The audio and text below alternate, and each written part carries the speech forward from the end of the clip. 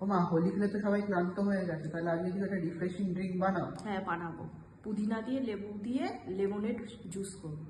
জুসটা বানানোর জন্য আমি নিয়ে নিয়েছি এখানে পুদিনা পাতা, লেবুর রস, বিট নুন, চিনি আর স্লাইস করে লেবু, আর দেবো স্প্রাইট। আপনারা সোডা চা। প্রথমে আমি দিয়ে নিচ্ছি পুদিনা পাতা, আর দেবো বিট লবণ 2 চামচ দিয়ে দিচ্ছি, চিনি 4 চামচের ছোট চামচ, তো 4 চামচ দিচ্ছি, নর্মাল জল অল্প সামান্য দিয়ে দিচ্ছি।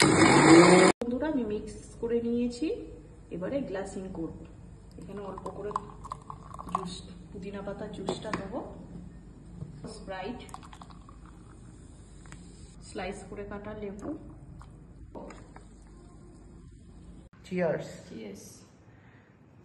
বন্ধুরা ঘরে থাকা উপকরণ দিয়ে কি সুন্দর জুস বানিয়ে নিয়েছি।